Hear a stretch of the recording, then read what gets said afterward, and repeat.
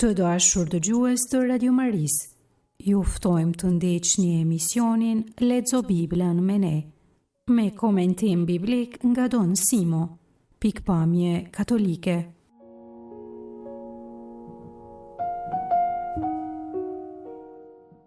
Në takimin e sotshëm Lexo Biblën me ne do të lexojmë prej librit të Levitikut, kapitujt 10 deri 20. Vazhdojmë pra leximin e librit të Levitikut, jena në zemrën e këtij libri. Leximin e tekstit do ta bëj Gjon Palushi nga Gjakova, ndërsa katekezën do ta jap Mariana Gjoka nga Lezhë.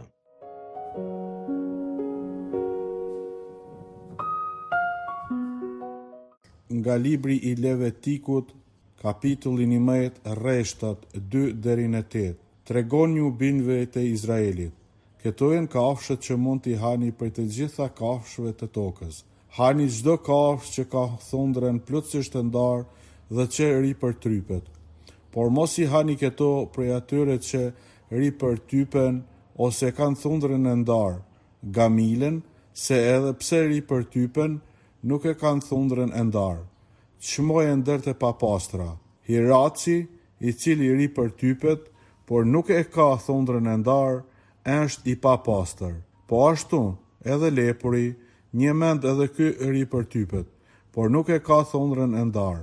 Theu, i cili edhe pse e ka thundrën e plotësisht e ndarë, nuk ri për typet. Mishën e këtyre kafshëve, mos e hani dhe mos e prekni ngordhësiren e tyre, sepse këto janë për ju të papastra.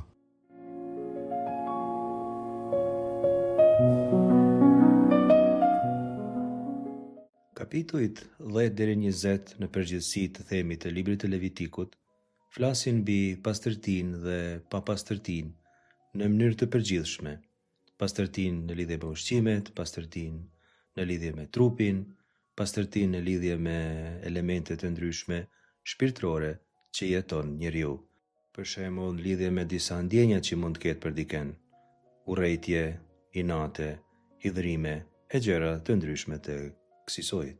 Kapitujt 11 deri në 15 janë të kushtuara ligjeve të pastërtisë dhe të papastërtisë sa i takon ushqimeve. Janë shumë kurioze ligjet e Levitikut lidhur me ushqimet dhe do të shpjegojmë në këtë pjesën e parë të takimit të sotshëm. Të themi me njëherë, arsyet pse ekzistojnë ligjet mbi ushqimet është sepse njeriu duhet të jetë i shenjtë dhe edhe nëpërmjet ushqimeve tregon shenjtërinë që ka dhe dëshiron ta ketë me Zotin. Kapitulli 16 flet mbi festën e Jom Kipur, që është kulmi i zhvillimit të temës së pastërtisë tek libri i Levitikut. Festa Jom Kipur, që është një ditë lutje dhe agjerimi, ka si pikë themelore të veten kërkesën falje Zotit për mëkate, lutjen për faljen dhe pastrimin e mëkateve. Levitiku kapitulli 16 është kapitulli qendror i librit të Levitikut. Qëllimi kryesor i mësimit të këtij libri është të tregojë se Zoti dëshiron të falë mëkatin e popullit. Zoti është Zoti faljes.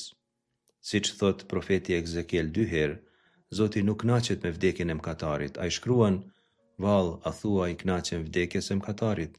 Është fjala e Zotit hyj, e jo që të kthehet nga sjellja e vet e të jetojë. Ezekieli 18:23. Pasha jetën time, thot Zoti hyj, nuk e dua vdekjen e të patenzonit, por dua që i patenzonit të kthehet nga rruga e ligë e të jetojë.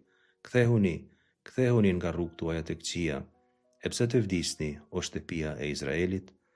Ezekieli 33, rreshti 11. Mirë po, për të qenë të shenjtë duhet t'jekur disa rregulla të shenjtërisë. Do të studiojmë në takimin e sotshëm Lexo Biblën me ne, cilat janë rregulloret mbi ushqimet, cilat kafshë konsiderohen të pastra e cilat të papastra për të ushqyer me to. Kapitulli 11, rreshti 2 thot kështu: Tregonu bijve të Izraelit, këto janë kafshët që mund t'i hani prej të gjitha kafshëve të tokës. Urdhri i drejtohet bijve të Izraelit, të gjithë izraelianëve, askush nuk është i përjashtuar nga kjo rregullore. Izraeli identifikohet me këtë mënyrë të veçantë të ushqyerit. Çdo familje, çdo tryez, gjithçka që izraeliani shtje në gojë, jep kontribut për shenjtrinë e tij. Ushqimet prandaj janë shumë të rëndësishme për jetën shpirtërore. Cila është arsyeja kryesore e kësaj? E tregon rreshti 2 që lexuam më sipër. Kafshët që hahen janë kafshët e tokës, janë kafshët e krijuara prej Zotit. Libri Levitikut jep rregulla si të konsiderohen këto kafshë, cilat janë për ushqim të njeriut, që do më thanë për shenjtrinë e tij, e cilat jo. Por do ta përsërisim sa herë këtë koncept. Nuk ekziston asgjë që njeriu bën që të mos ndikojë në shenjtrinë e tij. Rreshti 3 jep 2 kritere bazë. Thot, hani çdo kafshë që ka thundrën plotësisht të ndarë dhe që ripërtypet. Këto 2 kritere duhet të plotësohen njëkohësisht për të konsideruar kafsha e pastër. Kriteri i parë është thundra të çara dhe të ndara plotësisht, dhe i dyti është që ajo kafshë të ripërtyp ushqimin kur e han, pra të bëj procesin që në latinisht quhet ruminatio, ripërtypja e ushqimit.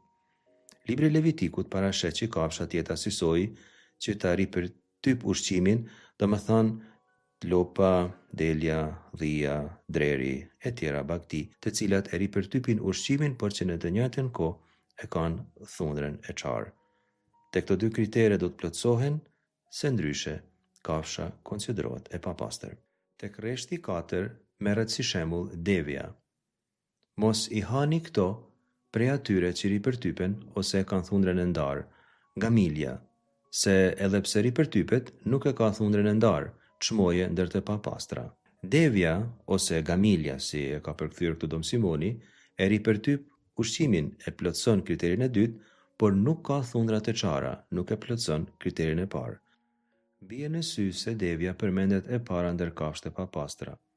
Ishte aso kohë kafsha kryesore që përdorej për transport dhe për tregti në lindjen e afërt, ashtu edhe kali, mushku, gomari. Levitiku përjashton të ushqyerit me ato kafshë që përdoren për zhvillimin e jetës së përditshme. Rreshti 5 përmend hiraqin si një tjetër kafshë që është ndaluar. Ai e ripërtyp ushqimin, por nuk e ka thundrën e ndarë dhe është i papastër. Është një farë gjitari të vogël, ndoshta në shqip thirret urith, jeton mes gurve në lindjen e afërt, jeton edhe në zonat tona. Ai nuk ripërtyp ushqimin, por ka lëvizje të nofulles që imiton kafshët që ripërtypin. Teksti nuk bazohet në të dhëna shkencore, por në dukje të jashtme, edhe pse sipas pamjes së tij ripërtyp, por nuk do të hahet sepse nuk e ka thundrën e ndarë. Pra, sikur se shihni, këtu kriteri është mjaft i qartë. Duhet që kafsha ta ketë edhe thundrën e ndarë, edhe ta ripërtyp ushqimin. Tek rreshti 6 jepet edhe shembulli i lepurit, po ashtu edhe lepuri një mend se ripërtyp ushqimin nuk e ka thundrën e ndarë. Lepuri në fakt nuk e ripërtyp ushqimin, ha metjet e veta për të ripërpunuar ushqimin dhe konsiderohej si një farë ripërtypje. Për librin e Levitikut nuk ka shumë rëndësi shkenca, por dukja. Nëse një kafshë dukej si ripërtyp, ndalohet për ushqim, edhe nëse veprimtaria e saj nuk konsiderohet ripërtypje. Gjithashtu në rreshtat 7 dhe 8 kemi shembullin e derrit, thiu, i cili edhe pse ka thundrën plotësisht të ndarë, nuk ripërtyp ushqimin. Mishin e këtyre kafshëve mos e hani dhe mos e prekni as ngordhërsiren e tyre, sepse këto janë periudhë të papastra.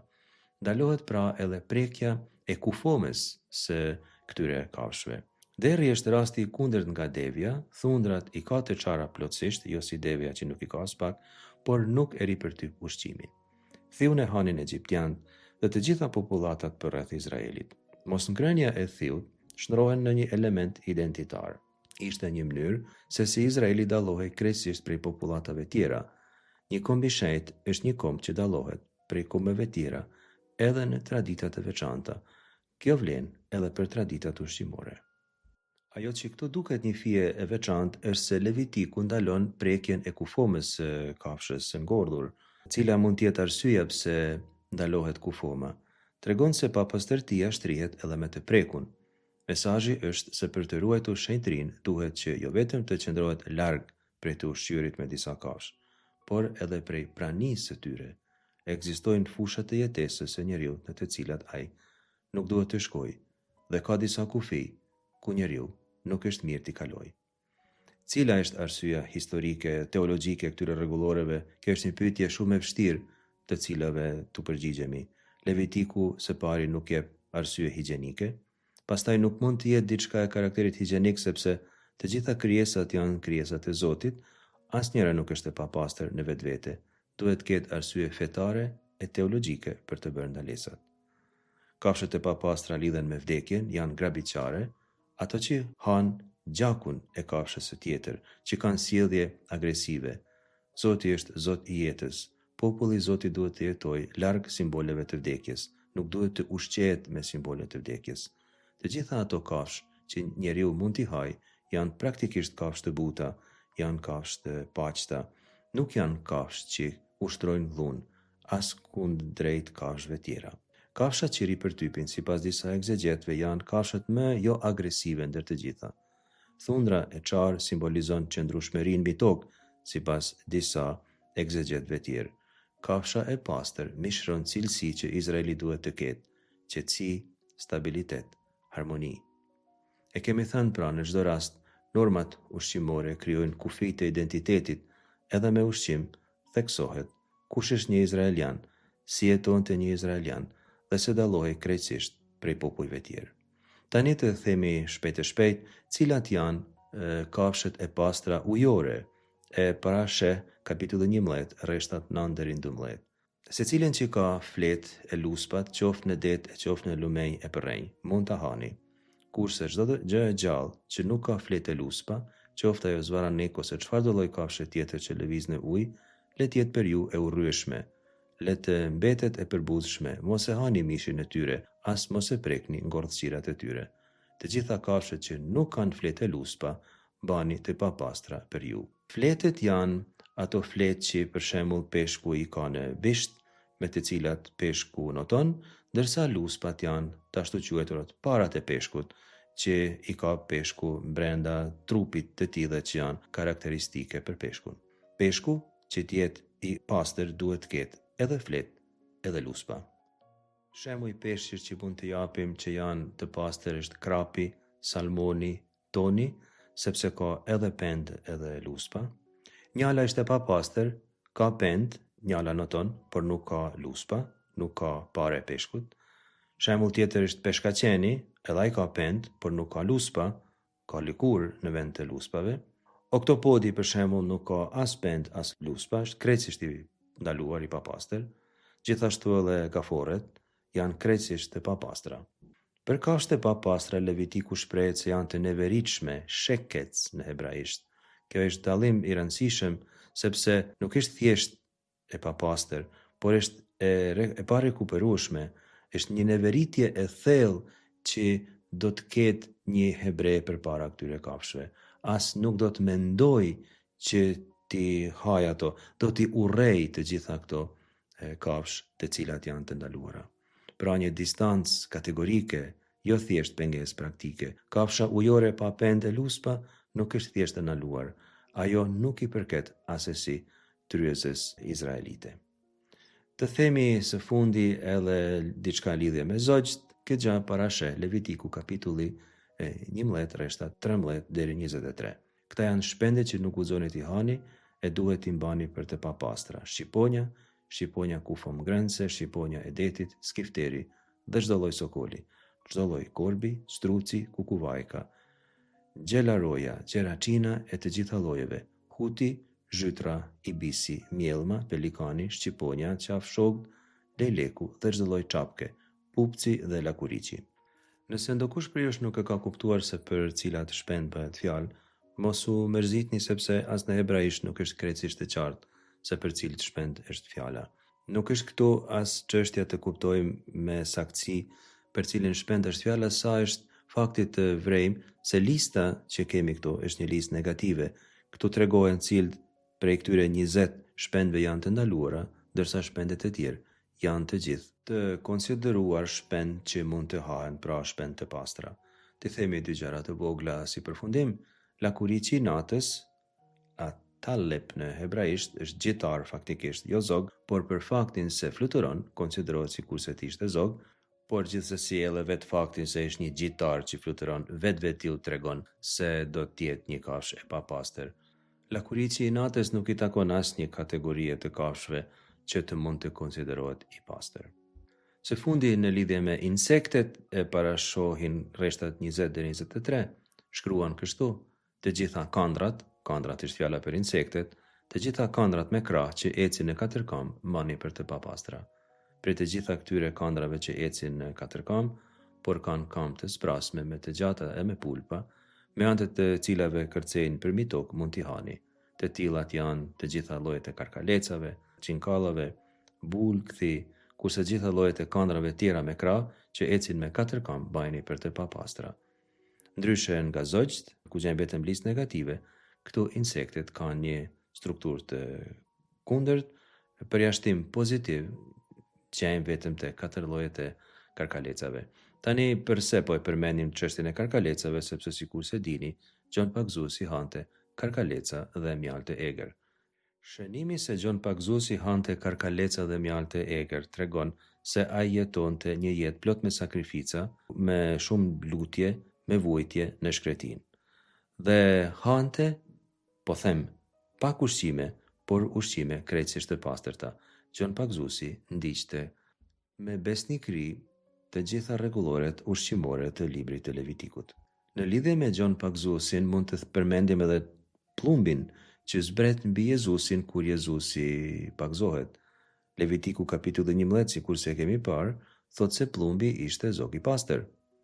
Kështu, kur plumbi zbret mbi Jezusin dhe Shpirti i Shenjtë vjen në trajtën e plumbit, tregon se ai vjen nëpërmjet një zogu që ishte i pastër. Pra, edhe ardhja e Shpirtit të Shenjtë mbi Jezusin plotson në një farë mënyre rregulloret që parasheh libri i Levitikut. Në lidhje me ushqimet e pastra e të papastra të themi përfundimisht se në beslidhjen e re ndryshohet koncepti i shenjtërisë, i pastërtisë e i papastërtisë. Sipas Jezusit nuk e bën të papastër njeriu ushqimi, por e keqja që mund të ketë në zemër. Shkruan kështu Shën Marku te kapitulli 7, rreshti 15.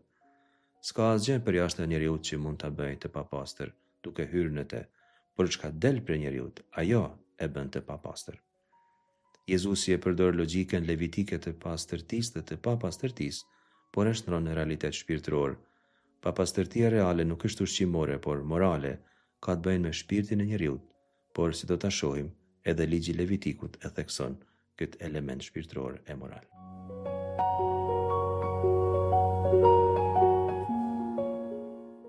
Nga libri i Levitikut, kapitulli 13, rreshta 12 deri në 17. Porse, nëse gërbula e përhapur mbi lëkurën në mënyrë që e përfshin tërë lëkurën prej majës së kresë deri në fund të këmbëve, në të gjitha pjesët e trupit që prifti mund t'i shoh, prifti le ta shikoj. Nëse gërbula i ka përfshirë tërë trupin, le ta shpall të pastër. Pasi është gërbula e kthyer në ngjyrë plotësisht e bardhë, e prandaj edhe njeriu le të shpallet i pastër. Po kur të shfaqet në të mishi i gjallë, le të shpallet i papastër. Kur të ketë shikuar prifti, le ta çmojë ndër të papastër. Mishi i gjallë është i papastër, është gërbula. Por nëse shndrohet prapë në të bardhë, le të vijë te prifti, e ky pasi ta ketë vërtetuar se është ashtu, le ta shpall të pastër.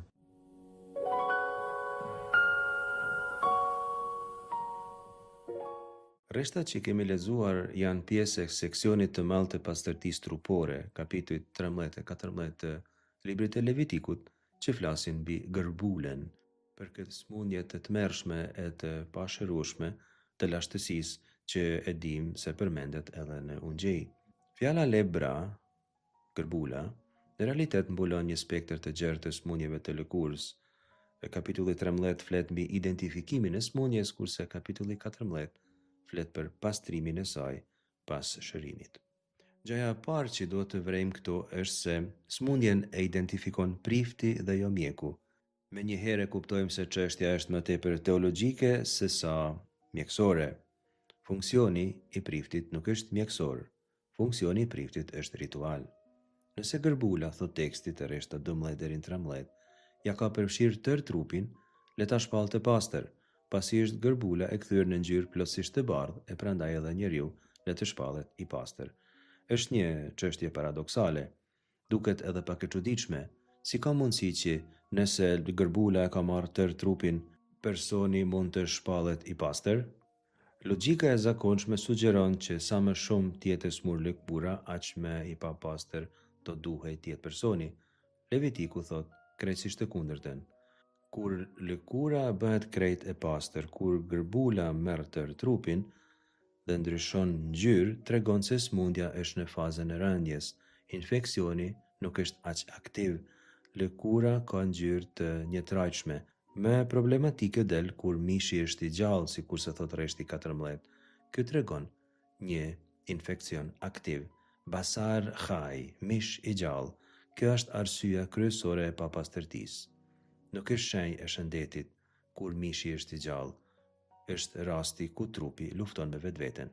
Mishi i kuq, i infektuar me gjak aktiv, ka lidhje me teologjinë e Levitikut në lidhje me gjakun. Gjaku jashtë kontekstit ritual do ta shohim shënon papastërti. Por nëse mishi i gjallë do të kthehet dhe do të ndryshojë në të bardhë, prihti do ta shpallë të pastër. Ai është i pastër, rreshti 16-17. Të kreshta 12 deri në 17 pra lexojmë se si personi duhet të izolohet kur prifti ta shpallte pa pastër. E para, do të ketë ndalesë të kontaktit me persona që janë të smur, sepse është smundje ngjitse. E dyta, dimensioni teologjik, personi i papastër nuk mund t'i afrohet tabernakullit, sikurse kemi thënë. Papastërtia rituale largon nga Zoti. Çështja pra është më tepër teologjike se sa patologjike. Së fundi kemi dimensionin e bashkësisë. Personi i papastër nuk është i dënuar moralisht. Ai rrimet të gërbulur tjerë, por me qëllim që të pranohet në veprimtari aktive të kultit, njëherë duhet të shërohet. Por njeriu duhet të shërohet edhe para se të hyjë në kontakte sociale me persona tjerë. Në Bibël kemi raste tjerë të personave të gërbulur, për shembull te libri 2 Timretërve kapitulli 5. Naamani Sirian vjen e shërohet në Izrael. Shërohet nga Elizeu nëpërmjet zhytjes 7 herë në lumin Jordan. Kjo gjë tregon se rregulloret mbi papastërtinë trupore kanë mësime teologjike. Së dyti, këto i takojnë kufive të Izraelit, por edhe jashtë kufive të Izraelit mund të shërohen njerëzit që kanë gërbul.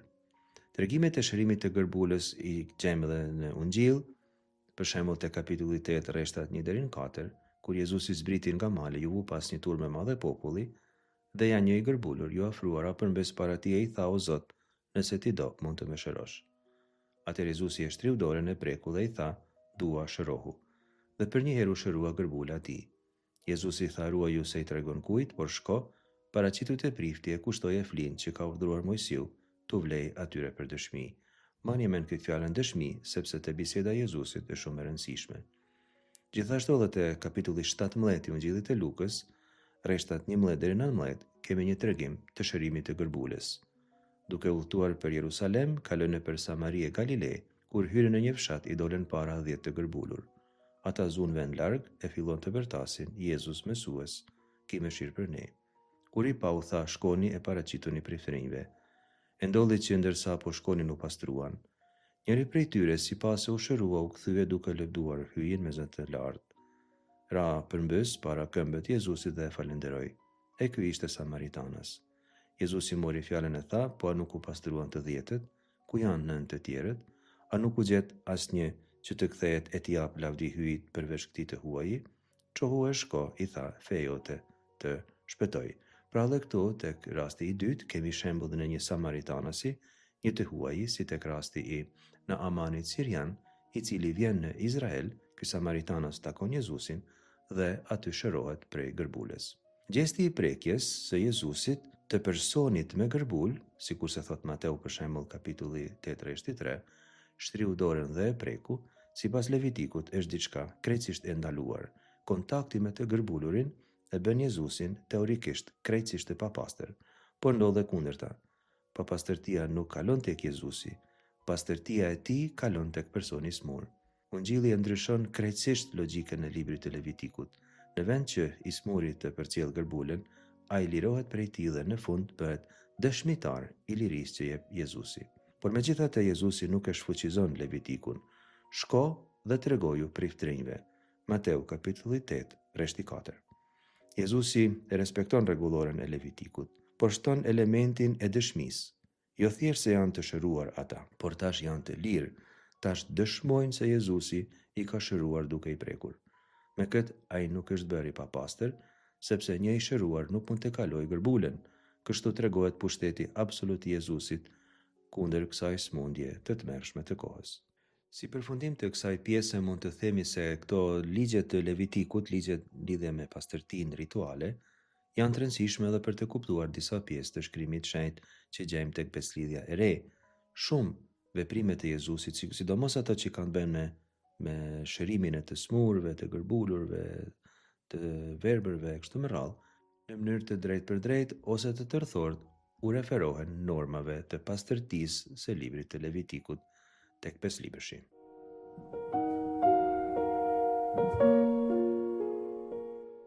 Nga libri i Levitikut, kapitulli 19, rreshtat 9 deri në 18. Kur të korrësh prodhimet e tokës sate, mos e korr deri në skajin e ares sate dhe mos i mblidh kallin që kanë rënë. Kështu as në vreshtin tënd mos i mblidh vilet dhe kokrat e rëna, por leri t'i mbledhin skamnorët dhe udhëtarët. Unë jam Zoti, hy i juaj. Mos villni, mos rrani, askush mos ta gënjej të afërmin e vet. Mos u përbej rrajshëm me emrin tim e kështu ta përdhosësh emrin e hyjt tënd. Unë jam Zoti. Mos t'ju shpif të afërmit tënd dhe mos e rrëmbe. Fitimin e medicit mos e mbajti deri në mëngjes. Mos e shaj të shurdhrin e mos i qit para pengesë të verbrit, por druaj hyjn tënd. Unë jam Zoti, mos bëni padrejtësi në gjyqje, mos i mbaj krahun të varfrit, as mos e përkra të fortin, gjykoje me drejtësi të afërmin tënd, mos shpërpall shpifje në popullin tënd dhe mos bashkëpuno me gjakderdhje të afërmit tënd. Unë jam Zoti, mos e urre në zemrën tënde dhe vllain tënd. E ke detyrë ta qortosh bashkëvendasin, të mos kesh pjesë në mëkatin e tij, mos u akmerr as mos ushqe hidhrimin ndaj bijve të popullit tënd. Duaj të afërmin tënd, por si vetveten. Unë jam Zoti.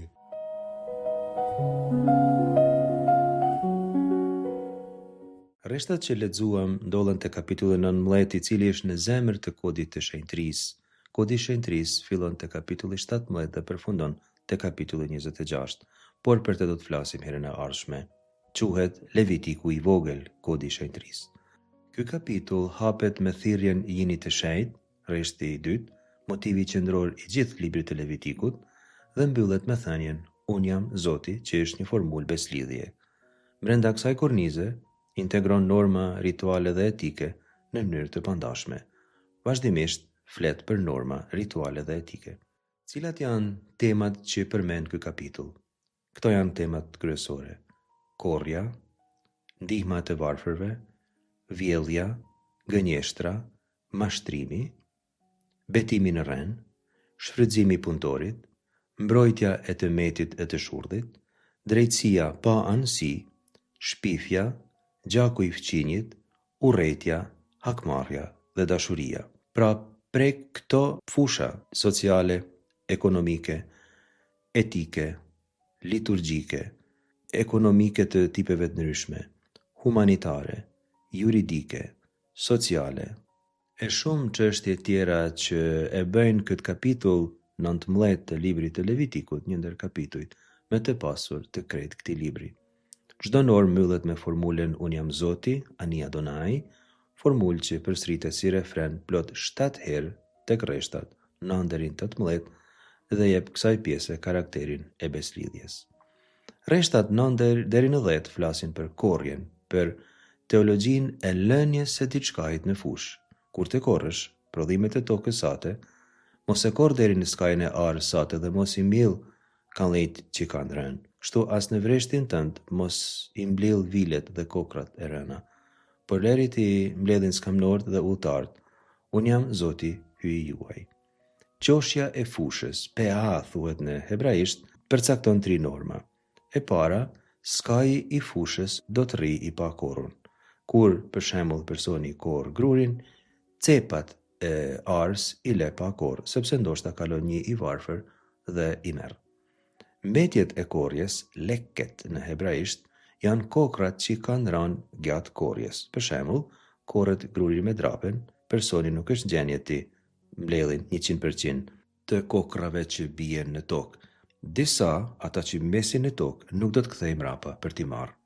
Janë kokrat që kanë ra gjatë korjes. Gjithashtu edhe rënjët e vreshtit, peret në hebraisht, janë vilet e rrushit ose kokrat e rrushit që kanë ranë në tokë gjatë vjeljes. Ligji nuk specifikon sa duhet lënë, por vetëm se diçka duhet lënë dhe arsyeja pse duhet lënë është se i varfri dhe i huaji mund të kalojë aty pari dhe mund të marrë një fije sa mund të ketë nevojë. Pra, i varfri, oni dhe i huaji, ger në hebraisht. Janë këto dy kategoritë të njerëzve të mundshëm që mund kalojnë afër Ares, për të cilët ligji i Levitikut mendon në mënyrë të veçantë. I varfri sepse nuk ka dhe i huaji sepse është kalimtar. Reshti 34 thot kështu: por let jetë ndër ju si vendas dhe duaje si vetveten, edhe ju keni qenë të huaj në dheun e Egjiptit. Unë jam Zoti, hyj juaj. I varfri dhe i huaji do të konsiderohen si pjesë të familjes, si pjesë të popullit. Dimensioni teologjik është ky: toka nuk i takon pronarit në mënyrë absolute, ajo është e Zotit dhe pronari e ka dhurat prej tij. Për shembull, Levitiku 25:23 thot kështu: toka nuk mund të shitet për gjithmonë, sepse është imja, kurse ju jeni tek unë vetëm të ardhur e pendar. Pronari është kujdestar i tokës dhe ai e ka për detyrë ta bashkëndajë. Te libri i Rutës, të cilin do ta shohim, do ta studiojmë, e kemi një ilustrim të bukur të ligjit të PA. Ruta, që ishte huaj moabite, mlell nga mbetjet e fushës së Boozit. Lexojmë kështu te libri i Rutës, kapitulli 2, rreshtat 2 dhe 3. Atëherë Ruta moabite po i thot vjerrës së vet: nëse më lejon, po shkoj në Ara për të mbledhur kallza që u bien kortarve, ku të më lejoj bujaria e Zotit shtëpisë. Ajo përgjigj: shko bia ime. Shkoj pra e po mblidhte kallza prej kortarve. Fati e deshi që toka të ishte prona e njërit që quhej Booz, e ishte kushri i Elimelekut.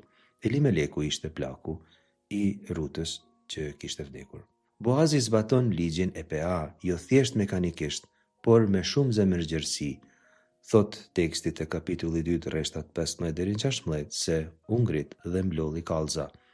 Boozi u urdhëroi shërbëtorëve të vet le të mlell edhe ndërmjet duajve e mos ja ndaloni, mandje lëreni edhe ju vet të bien kalli, edhe nga duajt që ti mlell e mos ja ndaloni të mlell. Urdhëron pra punëtorëve të vet që të lënë me qëllim kokra shtesë që Ruta të ketë sa më shumë për të mbledhur. Ky tejkalim i ligjit është modeli i dashurisë së vërtetë. Mirë po, do të flasim për hesed, për këtë dashuri të aplikuar në mënyrë konkrete kur të flasim me konkretisht mbi librin e Rutës. Tani te kapitulli 19 rreshti 11 thot kështu: mos villni, mos rreni, askush mos ta gënjej të afërmin e vet. Janë 3 ndalesat rrepta: vjellja, rrena dhe mashtrimi. Vjellja, ganav në hebraisht, nënkupton marrjen e pasurisë materiale të tjetrit. Gënjeshtra, kahash, është deformimi i realitetit me fjalë, ndërsa mashtrimi, shakar, nënkupton ndërtimin e marrëdhënies midis njerëzve mbi gënjeshtra. Lëvizja është nga jashtë brenda, nga pasuria tek marrëdhënia e sinqertë me tjetrin. Vjellja prek pasurinë, gënjeshtra prek fjalën, mashtrimi prek vetë marrëdhënien. Secili nivel është më i thellë se tjetri. Janë urdhrat 8 dhe 9 të 10 urdhimeve të Zotit, sikurse mund ta kuptoni. Ky fakt tregon se për ligjin e Levitikut, marrëdhëniet ndërnjerëzore, sidomos midis anëtarëve të popullit të Zotit, duhet të jenë gjithnjë vëllazërore, të themeluara mbi bazë të fortë të dashurisë ndërsjellë. Rreshti 12 ndalon betimin në rren: mos u përberrejshë me emrin tim, e kështu ta përdosësh emrin e hyjit tënd, unë jam Zoti. Do të përdoset pra emri i Zotit. Kjo tregon konceptin e rëndësishëm të përdosjes së emrit Hilul Hashem në hebraisht. Antari i popullit të Zotit duhet ta shenjtërojë emrin e Zotit, Kidush Hashem, jo ta përdos Hilul Hashem. Nuk mundet që emri i Zotit të bëhet garantues për një gënjeshtër. Rreshti 13 flet për punëtorin dhe pagën e punëtorit. Mos ju shpiftë afërmit tanë dhe mos e rrëmbe. Fitimin e medicit mos e mbaj deri në mëngjes. Pra nuk do ta shtypësh, nuk do ta shfrytëzosh, nuk do ta keq përdores punëtorin dhe nuk do ta grabitësh lotis gol, do më thënë se sa me parë do t'i japsh pagën që i takon, pra meditjen, dhe nuk ka mënyrë se si ti të mos ja paguash atij atë që e meriton. Ligji thot se është ndaluar me mbajt pagën deri në mëngjes. Punëtori i varfër jetonte ditë për ditë, paga e mbrëmjes ndoshta ishte ushqimi i familjes atë natë. Kjo normë do të ritheksohet me forcën nga profetet, për shembull Jeremia 22:13. Mjera ai që ndërton shtëpinë me padrejtësi, e dhomat e larta i ndërton me të padrejtë, që e shtyn të punoj pa rrogë të afërmin e vet, e s'ja jep atij pagën e duhur. Pra edhe një herë Jeremia 22:13. Malakia kapitulli 3 rreshti 5 tregon se si Zoti thot se do t'ju afrohem në gjyq e do t'jem dëshmitar i gatshëm kundër magjistarëve, kuroshkelzve, peshtrembërve, edhe kundër atyre që e ndrydhin medicin, vejushat e jetimt, kundër atyre që u han të drejtat shtektarve e që nuk me druajnë mua, thot Zoti i ushtrive. Pra, kjo lloj padrejtësie është një ndër padrejtësitë më të urryeshme të librit të Levitikut. Rreshti 14 flet për mbrojtjen e të pafuqishmit, mos e shaj të shurdhin, as mos i qit para pengesës së verbrit, por druaje hyjin tënd, unë jam Zoti. Këto dy raste formojnë një simetri, i shurdhi nuk mund ta dëgjojë mallkimin, pra nuk mund të mbrohet nga mallkimi jot, dhe i verbri nuk mund ta shohë pengesën, pra nuk mund ta shmang pengesën. Të dyja këto janë situatat ku njeriu mund të shfrytëzojë pa aftësinë e personit për të mbrojtur. Ligji mbron ata që nuk mund të mbrohen vetë. Dhe së fundi, druaja e hyjin tënd. Ky është motivi i vetëm pse duhet njeriu të ketë kujdes, sepse Zoti është ai i cili kujdeset për ty.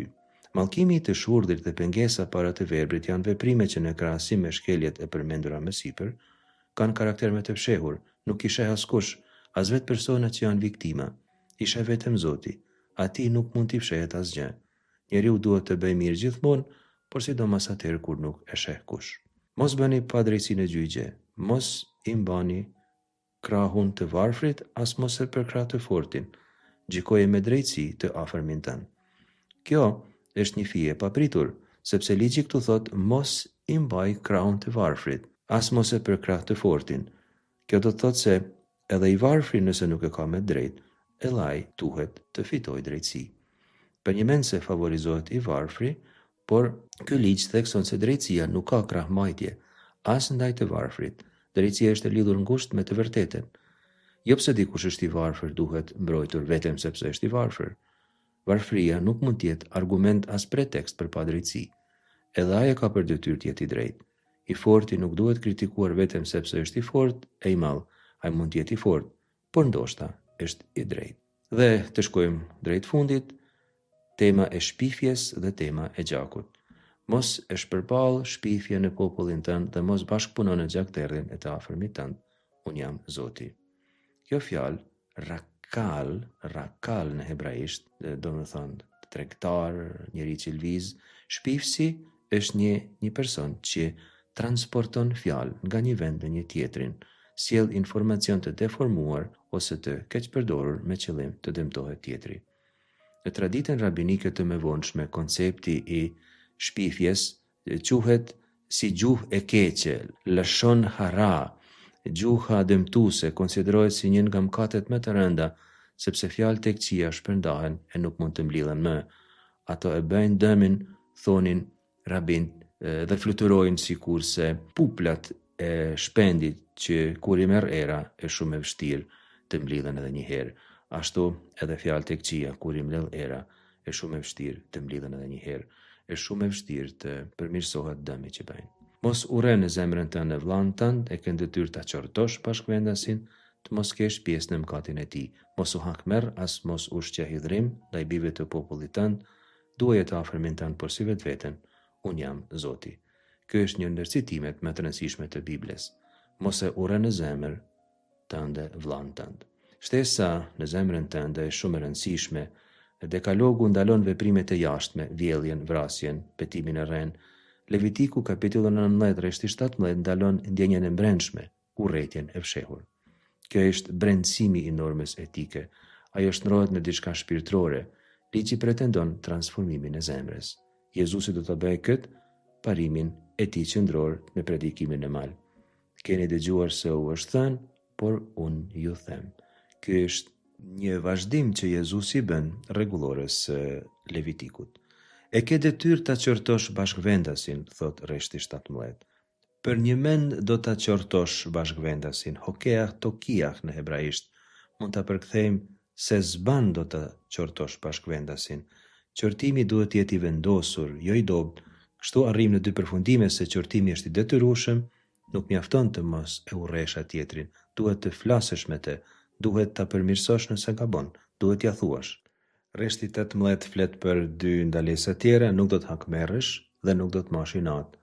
Hakmarrja është një veprim aktiv i dëmtimit të tjetrit si kompensim për damin e marrën, pra është një cikël i dhunës, një spirale që nuk ndalon hakmarrja, është e tmerrshme, dhe mbajtja e inatit është diçka më e thellë, është ruajtja e pakënaqësisë në zemër, edhe pa vepruar, inati i fshehur, inat që mbahet gjallë.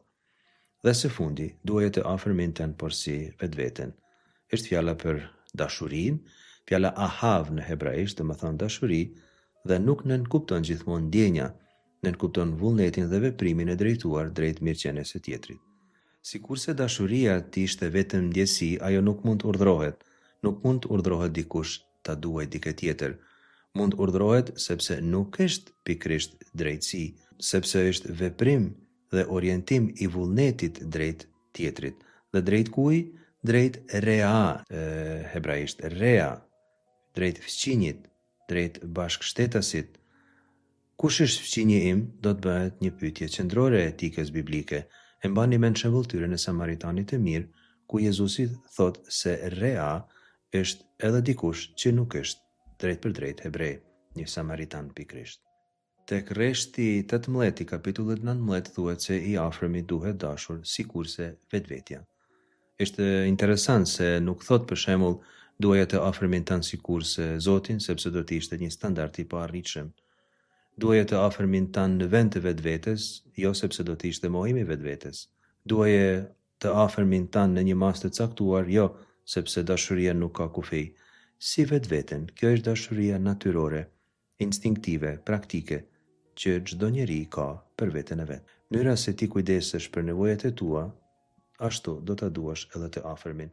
E mani men me siguri regula aurea, urdhrin e artë të Jezusit. Duaja të afërmin tënd, por si vetveten.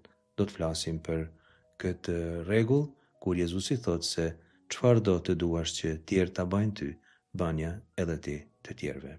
Pra, shenjtëria e librit të Levitikut, e ligjit të Levitikut, shkon nga e jashtëmja, nga çështjet praktike, nga çështjet lidhura me pastërtinë rituale, tek e brendshmja, tek zemra. Shenjtëria e ligjit të Levitikut transformon tërë dimensionet e ekzistencës njerëzore. Të përfundojmë duke cituar Ungjillin e Mateut, kapitulli 22, rreshta 37 deri në 40. Jezus ju përgjigj: duaje Zotin hyjin tënd me gjithë zemrën tënde, me gjithë shpirtin tënd e me gjithë mendjen tënde. Ky është më i madhi dhe i pari urdhrim. I dyti është i barabartë me të.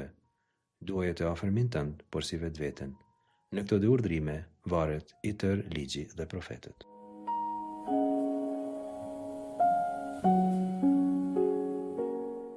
Levitiku 10 fillon me disa rregullore plotësuese për priftërinë dhe na jep peshën e prishjes së këtyre rregulloreve. Aty tregohet se kë Zoti ka zgjedhur kush t'i afrohet dhe kush nuk duhet t'i afrohet atij, si edhe se si e besojnë njerëzit që nuk i binden Zotit. Zoti thot, në ata që më afrohen, dua të jemi shenjtëruar, dhe në sy të mbar popullit dua të jemi lavdëruar. Pastaj vazhdon se ku duhet të vendosen kufumat e atyre që nuk janë të shenjtëruar, si dhe rregullat e zisë të veçanta për priftërinë. Në kapitullin 10, vargu 8 vazhdim, Zoti parandalon përdorimin e verës. Zoti i tha Aronit: veren e çdo pije që mund të de, mos e pi ti as bitë tu, kur të hyni në tendën e takimit. Kështu nuk do të vdesni. Është ligji përhershëm për ju brez pas brezi, që të dalloni sendin e shëguruar nga i thjeshti, të pastrin prej të papastrit. T'ju ja mësoni bijve të Izraelit të gjitha ligjet e mia që Zoti u dha nëpërmjet Mojsiut. Çfarë mund të themi për verën? Si e trajton Bibla? Vera është një e mirë e çmueshme që e bën jetën të këndshme, të kënaqshme, me kusht që të përdoret me kujdes. Vera është jeta për njeriu kur pihet me mas.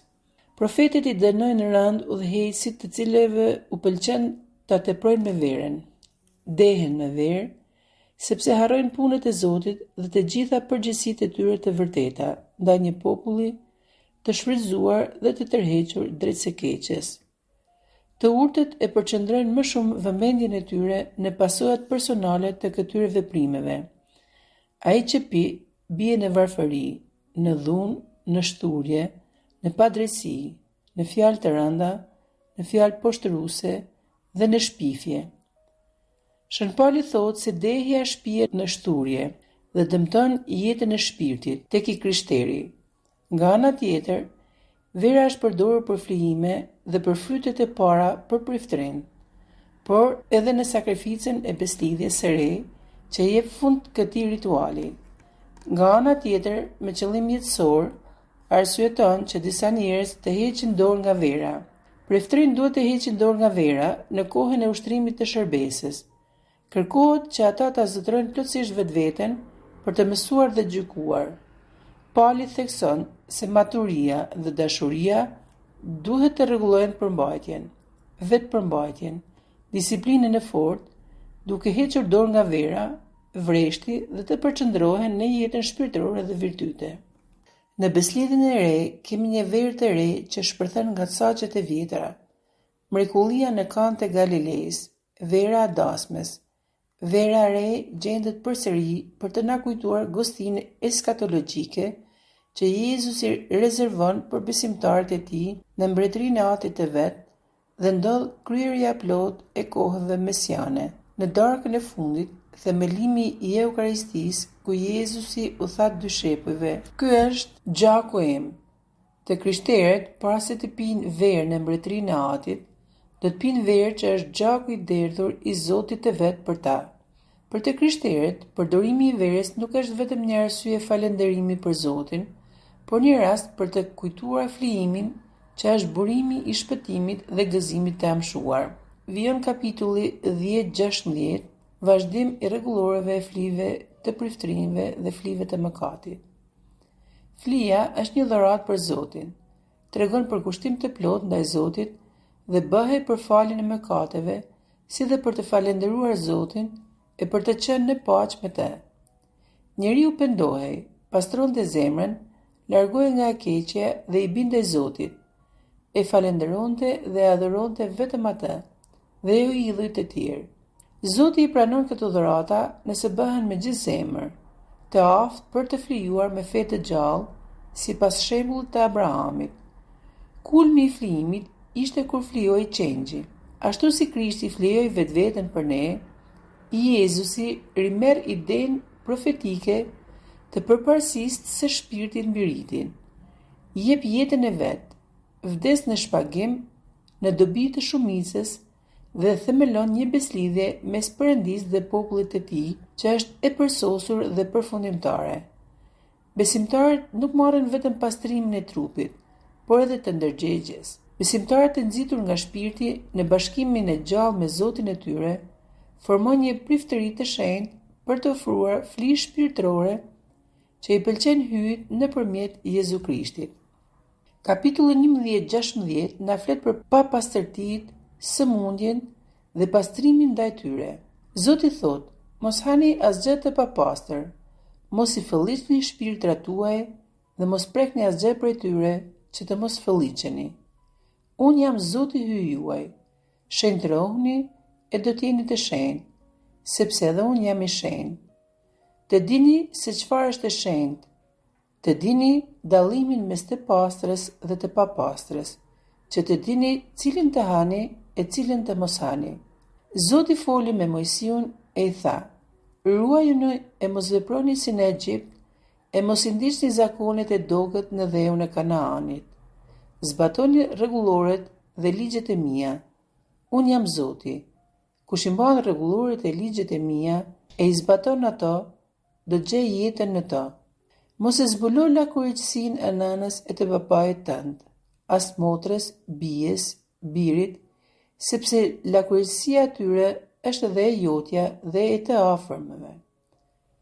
Mos fëllëgështo me bagtit që të mos u çorodisni. Toka i volli banorët e vet. Ruajuni edhe ju të mos i vjell toka, nëse e fëlliqni atë, ashtu si i volli popujt që qenë para jush. Secili që e bën do zhbihet për gjirë të popullit të vet. Ruajuni edhe ju që të mos ju vjell toka. Mbani urdhrimet e mia. Ruhuni se ndiqni ndonjë prej këtyre dokëve. Mos u zot. Mëzi që ju shtruan ata para jush, që të mos përdhoseni me ta. Unë jam Zoti hyj juaj, por nga ana tjetër, e vetmja pasuri është ajo e brendshme. E thot, asgjë që hyn tek njeriu nga jashtë nuk mund ta bëhet të papastër, sepse qëllimet e mbrapshta dalin nga brenda nga zemra e njerëzve. E Jezusi ju thot apostujve: ju tashmë jeni të pastruar, fal fjalës që ju kam thënë. Perëndia pastron zemrën e paganëve ndërmjet fesë. Krishti na ka liruar nga ligji i vjetër. Realiteti është në trupin e Krishtit, sepse trupi i tij i ngjallur është fara e një gjithësie të re.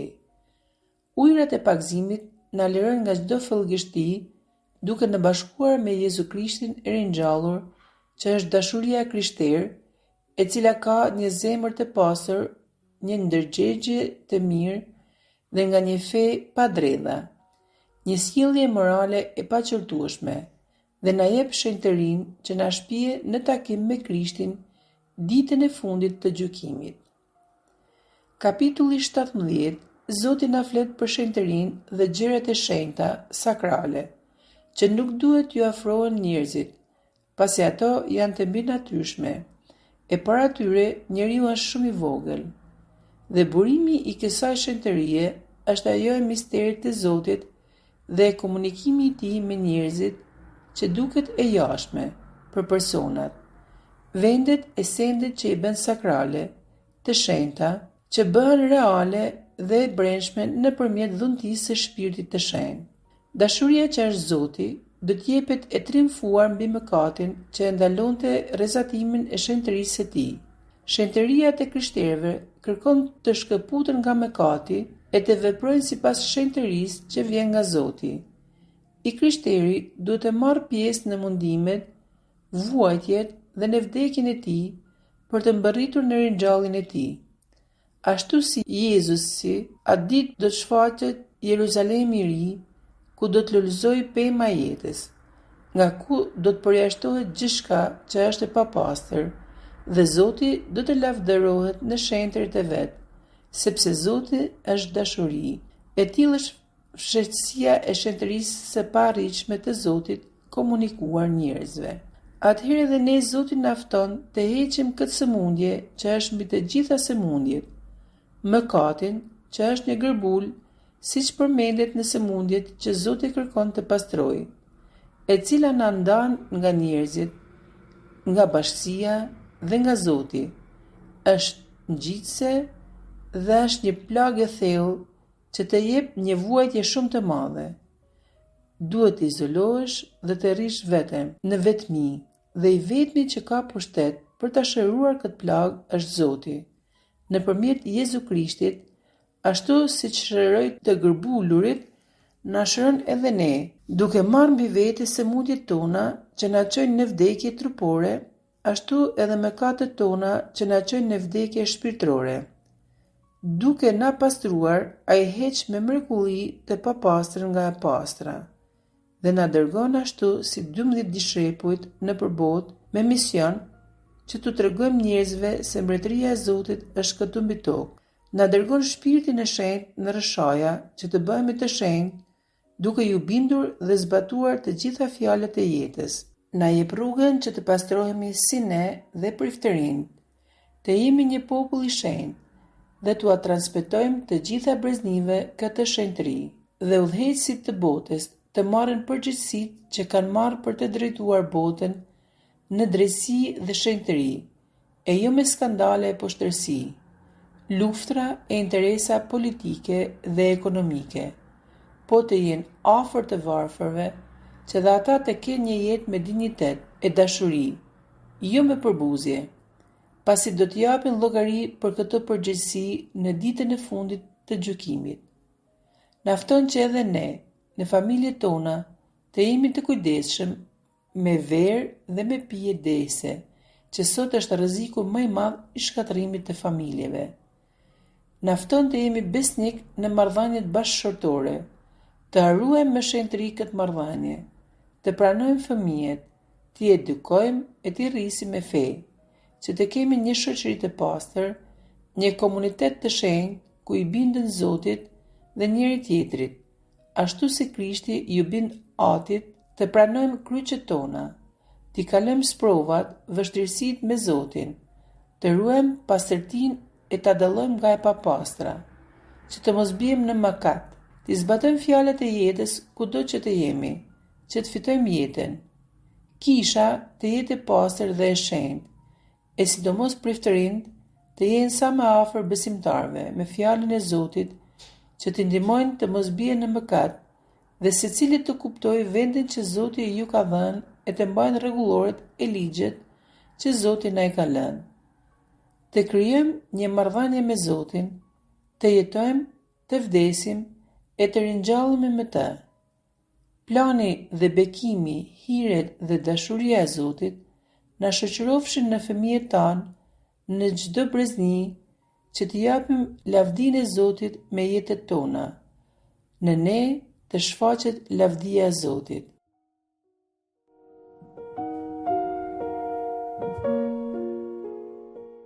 Në takimin e ardhshëm do të vazhdojmë dhe do të përfundojmë leximin e librit të Levitikut, do të lexojmë kapitujt prej 21 deri në 27. Ju lutemi lexoni të shtëpia se do ta kuptoni më mirë. Faleminderit shumë për vëmendjen tuaj, Zoti ju bekoft.